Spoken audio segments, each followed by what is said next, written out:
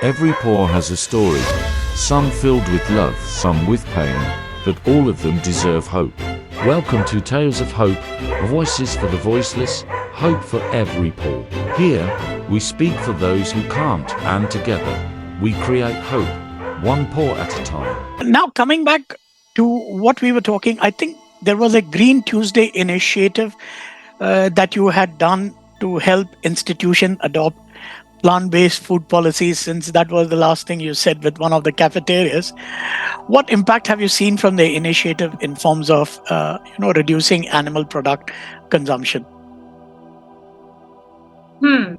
I would like to start with how we started Green Tuesday initiative. Yes, absolutely. So when I joined Vegan Outreach, I joined as an outreach coordinator, and at that time we had this. I joined in 2017, and in 2018 we had this. We had this campaign in the US. It was a corporate outreach campaign where we basically, not corporate, institutional outreach campaign where we were working with restaurant chains to introduce vegan menu or vegan product to their existing menu. And I was reading about it, and then I talked to my boss, and I said that can we start something similar in India? Is it possible? So at that time, our goal was introducing vegan menus to restaurants.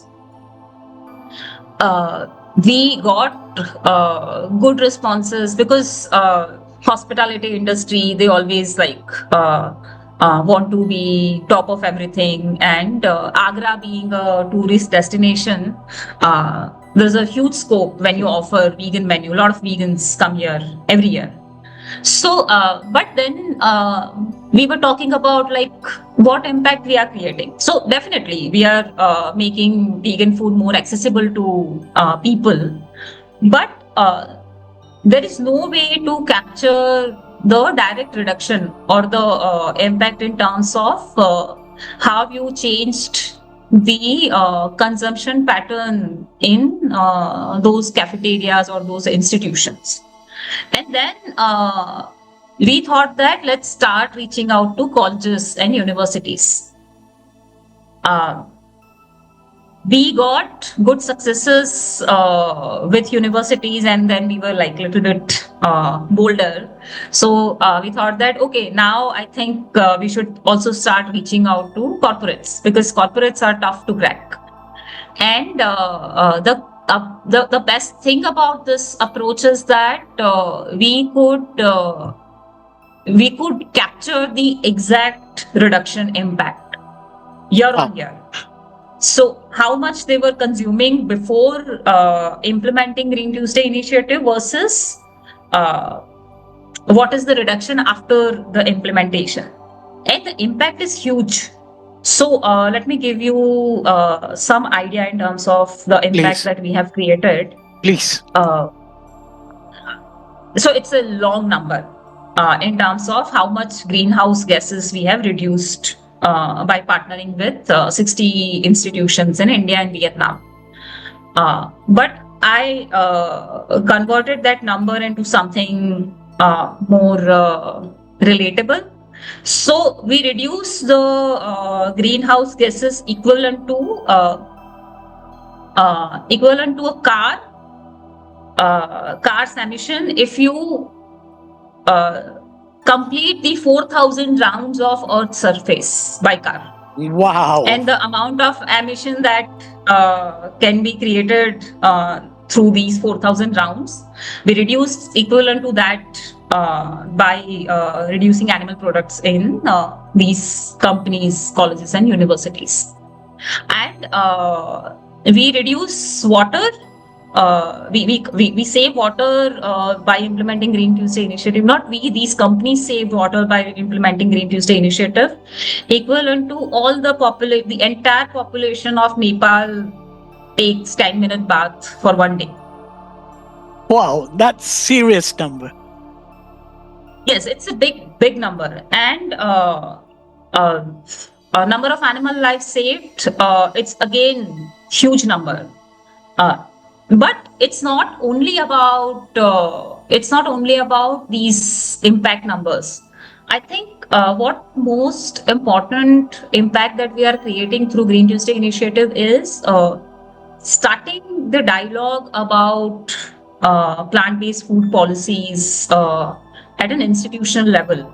So every day we are talking to decision makers, people, as I said, who are responsible to create policies for the health of employees, for the sustainability of a company, and all these conversation again inspire critical thinking.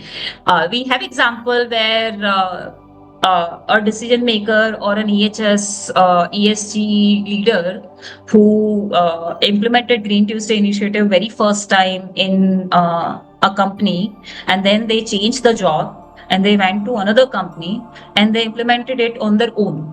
So we didn't have to we didn't have to tell them that why don't you do it in this company as well, because now that they have this power of knowledge, now that they know that by making just a very minor small change we can create a huge impact. So I think that is the real impact that we are creating through Green Tuesday initiative. Wow, that is really, really inspiring.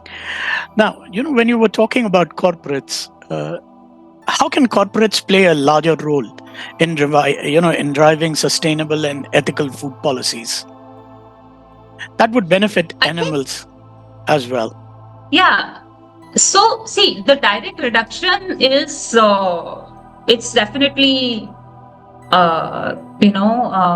it's definitely impacting the demand side.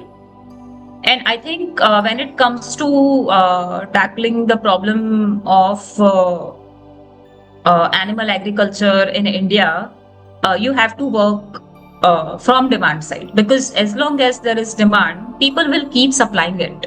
Yes. So there is no other way around. You can't tell to a dairy owner and say that why don't you take up some other livelihood. Even if that person will take it up, you might be able to convince that person. Somebody else will start the same business because there is a demand for the food. For the food. And when corporates implement Green Tuesday initiative, even if it's for 1 day or 2 day, because the consumption is so large, it creates a huge impact from the demand side. So that is one. Second is, as I said, these decision makers, when they become vegan or they understand the importance of serving more plant-based food in cafeteria for health, for environment, or for animals, they tend to create more such policies in their existing company or anywhere they will go. Third, we don't only do reduction, but we also organize a lot of awareness events around the year with these, with our GT partners. And employees participate in these events, in these awareness sessions. And again, it inspires critical thinking. They ask questions. This is the age group which is more conscious about their health. This is the age group which is more conscious about environment, because these are people like me. They have children and they are worried about them, that what will happen tomorrow if there is no water for them to drink or there is no clean air for them. So these type of things and these type of issues matters to them. And when they get an opportunity to do something which can be done very easily, so they take it up. And these are the people who will become leaders tomorrow. So they get promotion, they become business director, they become facility director, managers, they become human resource managers, ESG directors, and these things stay with them because now they made these changes in their own personal life. So we are bringing this issue in the mainstream climate related conversation, that this is not only now related to animal rights. This is beyond that. And once people will start talking about it in summits and seminars, it will inspire other people to take similar sort of Action. change, Right. actions.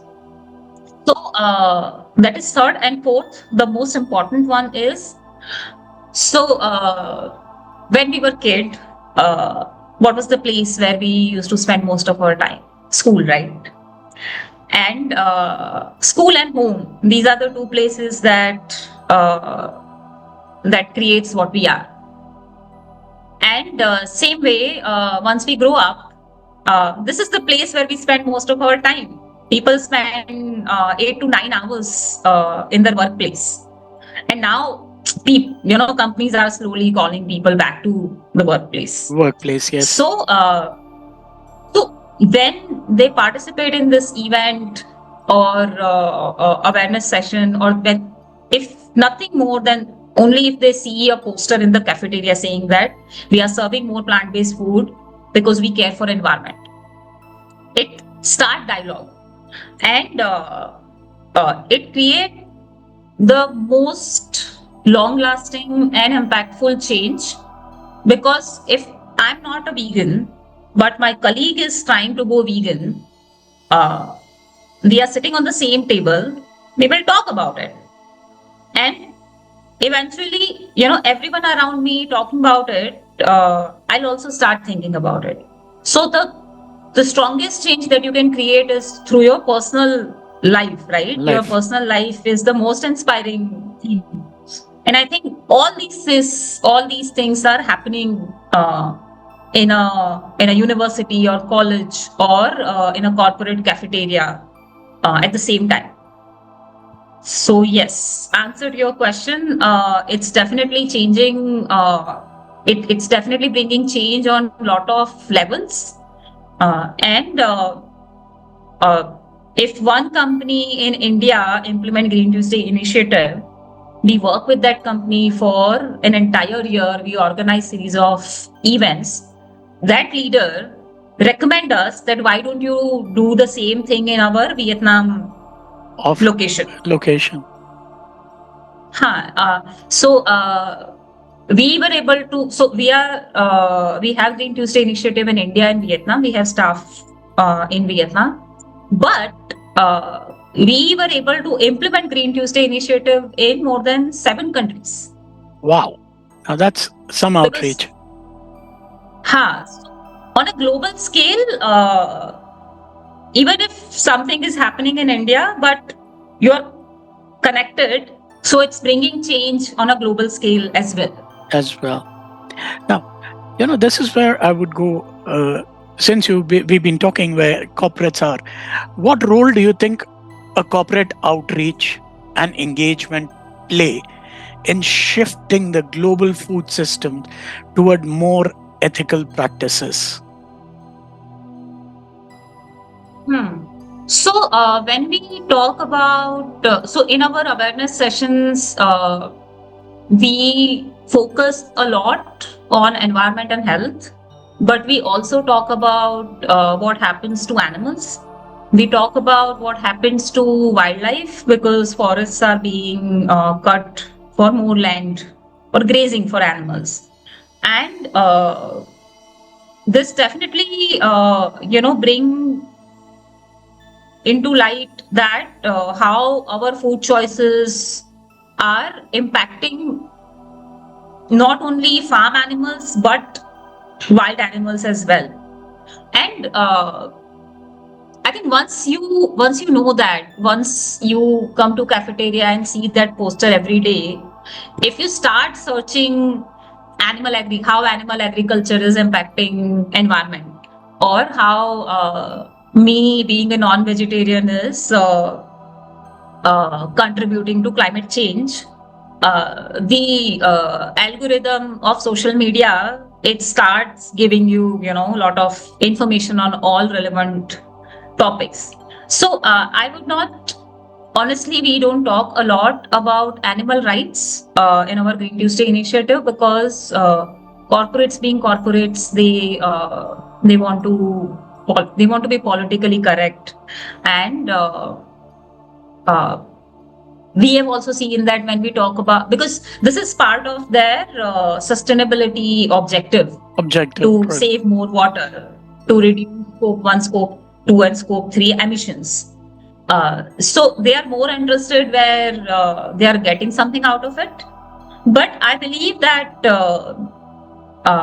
for whatever reason, if you are going vegan for environment, if you are serving more plant-based food for health, as long as you are reducing your animal product consumption, you are helping animals. Indirectly, And- yes. Indirectly, you are doing that. Now, once the person is signed up for our newsletter, or once the person signed up for or join our community on Facebook or LinkedIn, we talk about animal rights on those platforms. And I think that's how they also be able to learn more about why it is important for animals as well. One more thing I would like to add here is that animal right field or animal right sector is relatively new in India, and we accept a lot of talent from other areas. So we have engineers, we have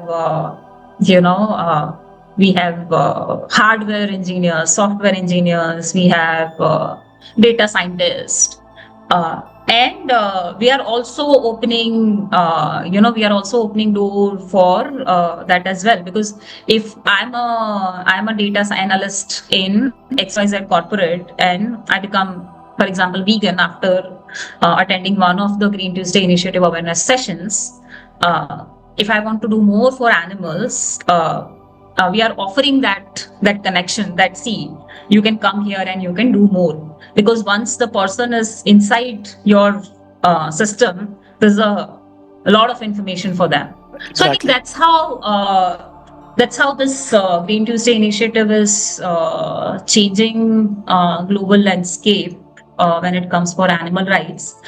I honestly wish that we could talk more about animals in our conversation. We do talk a lot about wild animals, but we can't talk a lot about farmed animals, because our ultimate goal is to introduce more plant-based menus, and sometimes you have to be smart about it. I think it's just being politically correct so that people can accept it. It's just.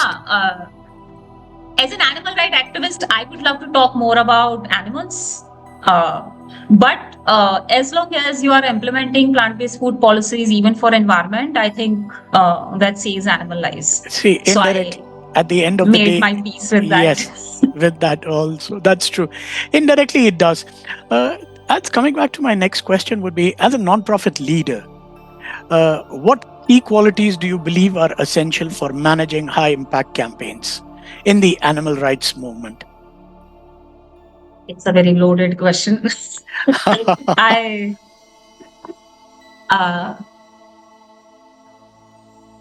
think it's nothing different than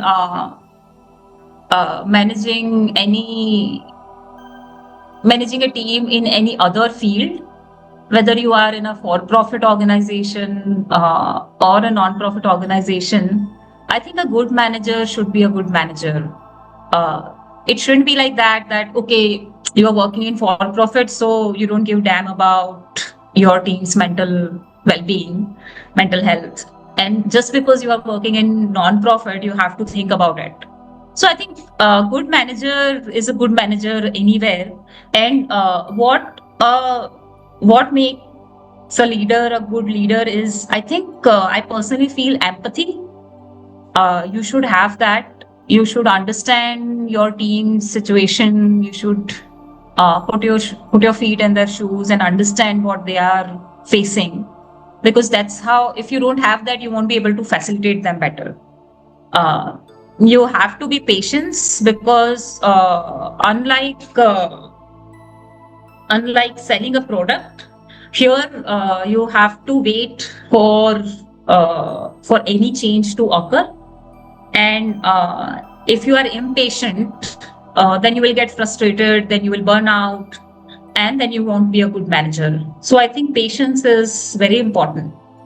All the fields, whether it's for profit, non-profit, specifically non-profit, very rapidly evolving. So you have to be innovative. You can't say that, oh no, I'm comfortable with leafleting, so I'll do leafleting only, no matter there's a COVID happening and colleges are closed. You can't close your program, right? You have to think about ways to continue the work, because dairies were not shut, poultry farms were not shut, slaughterhouses were not shut. Everything was going on as it is. Then you can't say that, oh, COVID is happening and now colleges are closed, we can't do anything. So we have to stop reaching out to people. So I think you have to think about innovative approach, and I think resilience should be there, because you will face a lot of setbacks. And if you are someone who give up easily, then you will not be able to fight for animals or for children or for any cause that is near to your heart. You have to be strong, and I think that is most important. I think, Richa, you've put everything in a box. You've compiled Does everything. this answer your question? It does. Richa, can you share an insight how you manage and motivate your teams, especially during challenging situations? Like you were mentioning, COVID time pe बाकी सब तो चल रहा था. तो how did you take that up, that challenge?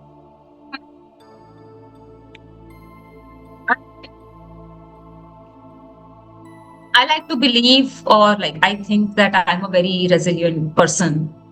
Maybe the difficulties that I faced during my teenage time, and adversities that I faced, I think that those things made me this way. So when things become difficult, I become calmer. Like, okay, like there is no need to panic. We can manage it. It's not a big deal.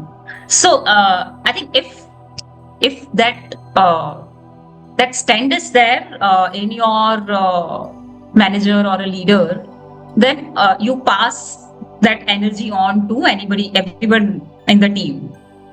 If you call them every morning, and because if you are inside your heart not sure that or you don't trust your team, then that one phone call will spread that negativity to your team, and they'll also feel like कि मजा नहीं आ रहा काम करने में, and anyways, so whatever your leadership is, that's how your team's culture become, and that's how your team become. And not only it's because of me, but I have an amazing team. I mean, Wow. One of my team members, so we try to meet every one of us work remotely, and we try to meet in person once in 2 years. And we have an outreach coordinator. His name is Abhishek. So once we were in this retreat, and I asked Abhishek, we were just chatting, and I asked him, like, what is your goal? Like, what do you want to do in life? What are your professional aspirations? And he said that I love my job. I'm content with what I'm doing. I'm helping animals. I love to inspire others to help animals. I'm creating more vegans, and I'm getting paid for that. So what That's what nice. could be better than this? And in this time where everyone is running in this race, it's rare to find people like Abhishek who love what they are doing. So I have people like that in my team, and uh, what do I do to motivate them? I think they motivates me a lot. Uh, but let me give you an example of COVID. So motivation is not a one-way thing; it's a two-way thing. We had a doctor college program, basically same college outreach program, but we used to do a lot of leafleting and in-person events. We did not do webinars before COVID. And when COVID hit, colleges were shut down. And because colleges are shut down, you can't do in-person events. So what will you do? And uh, at that time, I just took up this role of director of programs. I was not director of program when COVID happened. I was an outreach. I was an outreach coordinator and campaigns manager at that time. And then this happened, and I was like, we'll figure something out because I have to figure it out. Otherwise, we will have to shut down the program, and we will not be able to create impact for animals. That is the most important thing. And other important things are that people will lose their job, and it was a very uncertain time. So then we had a meeting, we discussed, and I proposed that let's start webinars. And I think the most important motivator was the fear to not be able to create impact for animals, because this is what we are, all of us. And some of my team members are more than like that than me, and that fear was very strong. So we were ready to try everything, and so we reached out to colleges. We had a good network, and we said that let's start webinars. Initially, 10 people were joining, 20 people were joining, and then we kept refining our outreach strategies. We refined our presentation a lot, and then there was a time we had to get the subscription of Zoom webinar. Wow. Now we have 2 Zoom webinar subscriptions because we have back-to-back webinars, and sometimes 2 webinars scheduled at the same time. And now the maximum capacity for Zoom webinar is 500 attendees. Right. Now sometimes that filled out, and people have to join live session, live broadcasting on YouTube. Wow. So I think the most important thing that that is in motivating your team is the vision or the goal for which everyone is there. Now that can be different for different team. For someone, it's selling most credit cards, or for someone, it's selling most insurance policies, so that they can earn incentive and do something good for their families. And nothing is less than the other one. But you have to keep reminding your team that goal, that why you are here. Because we forget it, I also forget it sometimes. So I learned this in Greenpeace. When I was in Greenpeace, my job was like very, very hardcore. What we used to do, we used to go on street with a folder, and we used to stop strangers and start telling them, like, do you know what is happening to environment? See, this is happening. People and MPs are being relocated because of, some corporates want to do mining. And part of my role was to do this thing in corporate cafeterias, basically soliciting funds from people, and it's a difficult job, so you get a lot of negativity. There is 1,000 things going in the background. Trump's tariff, and world is going to go down, and everything will end tomorrow, pollution in Delhi. So we are bombarded with a lot of negativity on social media and TV and everywhere because everything is connected now. And in all these chaos, we forget why we are here. So it's important to remind ourselves that why we are here. And when I was in Greenpeace, what I used to do when this happened to me, Greenpeace has this very nice compilation of their direct actions in a video with an inspiring song, amazing song it was. And whenever I feel that okay, I'm demotivated, and I watch that video. And every time I watch that video, it reminds me that why Greenpeace has started, why people join Greenpeace, irrespective of whatever, toxicity or politics which is happening in the office.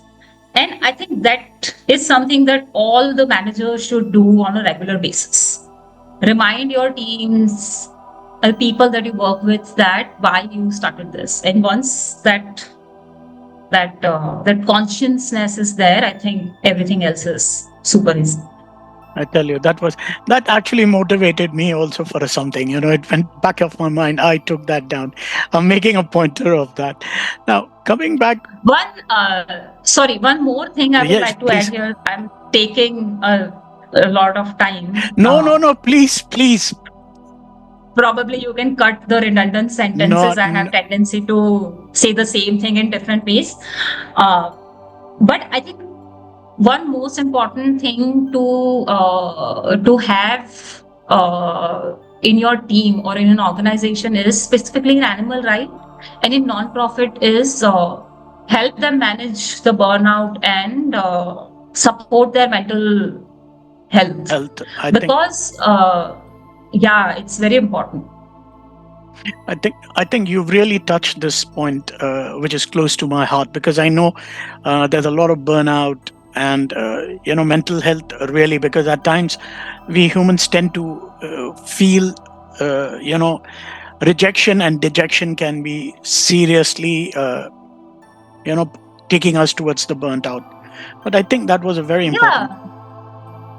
Because we animal rights activist sees that a lot of cruelty around them and nothing. I mean, because it's so normalized, people don't even stop their car to help an injured dog, or sometimes they run over their car on a dog, and these things impact your mental well-being. And as a manager, I think every manager should do it. I suggest through this conversation to all the people who are working in non-profit, who are managing teams, or who has this privilege to be on a position where we are managing teams, that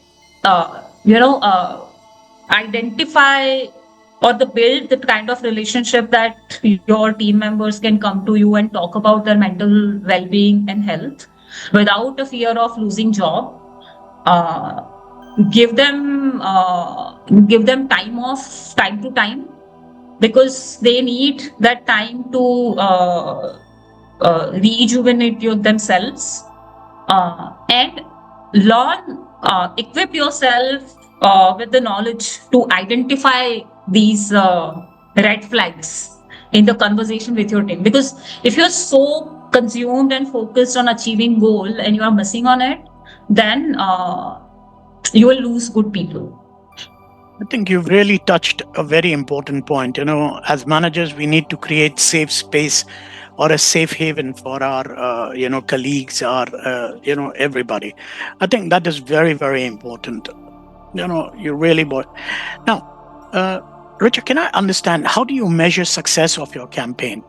What kind of feedback do you typically receive from your audiences? So, as I have said before, Anil, we are very mindful about reporting our impact, and we always want to evaluate the effectiveness of the work that we are doing, because we don't want to spend donors' money on something that eventually does not give you any impact. It should move the movement in the right positive direction. And we have set up a very robust mechanism for capturing the impact that our campaigns are creating. This year, my goal is also to capture the impact, the indirect impact that our work is creating. So let me give you an example. We do webinars. Number of students attend our webinar is one way to measure the effectiveness of the webinar. Right. That how many students are participating in it. Another way we assess the impact of our webinars is how many students sign up for 10 weeks to vegan program. Because if you motivated them, then they would sign up. They would like to learn more about what is vegan diet. At least let's try it for 10 weeks. So these are some of the parameters that we have to assess the impact of our awareness sessions in college outreach program. Now, when we do webinar, teachers also join these webinars. Wow. And they are at the same time, while we are talking to students, they are hearing, listening, everything. They also ask questions. We have seen that the colleges have started organizing activities around World Vegan Day. Earlier, before our webinar happened or this whole intervention happened, they were not doing that. And after each webinar, especially in the webinar where teachers and professors and decision makers are involved, they send out press releases to local media newspapers. And we get very good coverage. Now, we can say that, oh, it's a simple coverage in a newspaper. What's the big deal? But these newspapers in regional language, these newspapers go to lot of households. Yes. And these newspapers are being read by the family members. Now we can also say that these people are not our target audience. We don't want to make boomers vegan. But these people are also the people who can make your vegan transition very difficult, because these are the people. They'll ask questions. Oh, why you are not eating ghee? This is nonsense. It's a family pressure, right? So when these people read this small article in a newspaper, it will also make them think about it. Now that they have read about veganism in some newspaper, if tomorrow their son, their grandson or granddaughter, or their son or daughter came to them and said that I'm going vegan, because the basic awareness is there, I think the resistance will be much lesser, lower than hearing it the first time. So this is the indirect impact that our conversations are creating. So this year our goal is to capture that as well. Data. For Green Tuesday initiative, we have a very clear process in place where we do a pre-accreditation and post-accreditation survey. We measure how much animal product an institution usually serve on a specific day. And then once they change the menu, we conduct the survey and calculate the reduction. So that's the direct impact of Green Tuesday initiative. That's how we capture it. And 10 weeks to vegan program, we monitor a lot of things. For example, what percentage of people are opening our emails, how many people are joining our Facebook community or the social communities that we have online, how many people are visiting our website and downloading the diverse resources that we offer them. So, as I said, it's very important for nonprofits to capture the impact. There are good organizations like Mission Motor. They help nonprofits to capture the impact, the direct and indirect impact. So I think nonprofits should definitely, specifically in vegan advocacy, where creating impact is difficult and capturing it is also difficult, because you can never say that we have created these many vegans. Right. There is no way to get that data. Data. I think in a place like this, having a robust system in place to capture direct and indirect impact helps a lot. Perfect. Coming back to my other question would be, what strategies do you think are most effective in building a strong, sustainable movement for veganism? I mean, for your veganism and animal rights in India. In India. Let's take India at the moment. I think I'm not the right person to make any comments globally, because I know what vegan outreach has been doing globally, and partly I'm part of it. But personally, I haven't worked with many or like multiple organizations on that front. So maybe at a global scale, my knowledge might be limited. But I think in India, we need to have more collaborations. This is something that animal rights space is missing a lot. I can say this because I've worked in other causes. For example, children right.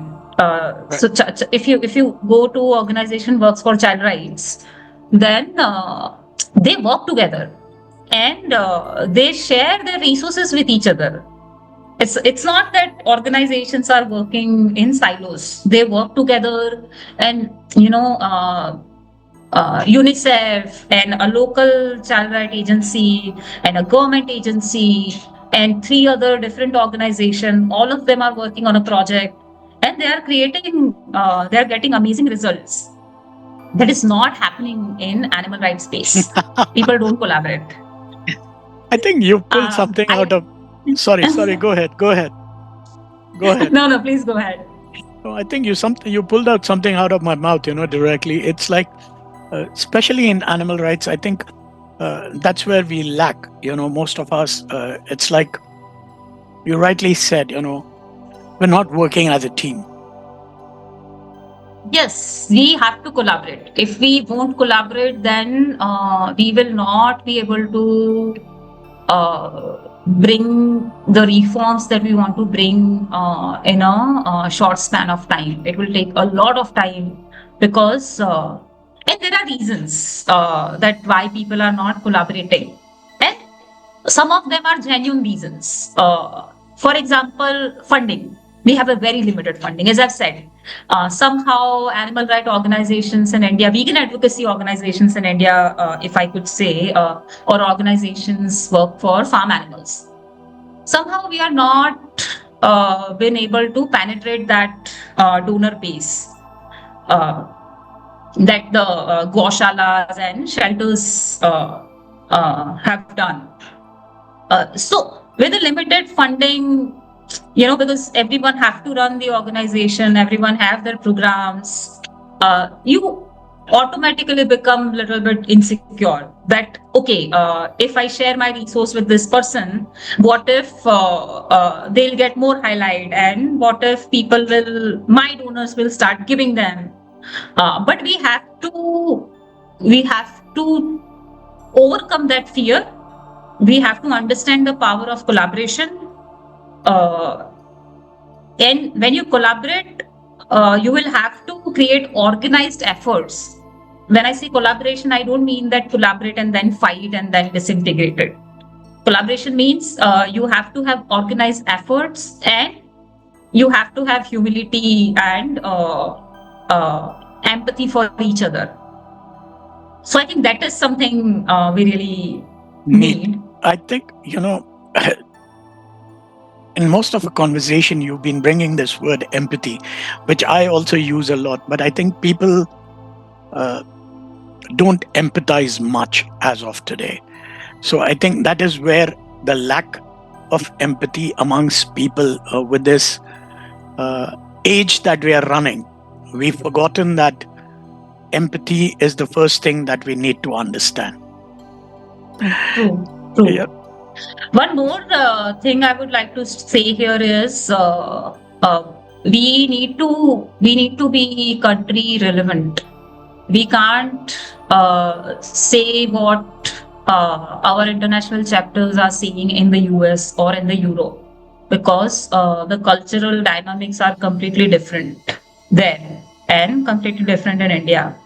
And one more thing that we need the most, of course, other things like more funding and I know, like more data, more research. These are the obvious things that we need in the movement. But I think all these things will come if we put more efforts in capacity building of individuals and organizations. Because if you have a volunteer and if you teach a volunteer how to uh, do vegan advocacy effectively, then that volunteer will create 100 more vegans. So eventually, if you put in if you invest that time and resources in building that one leader, I think the impact will multiply automatically. And the same we should do for organizations. You mentioned right to the spot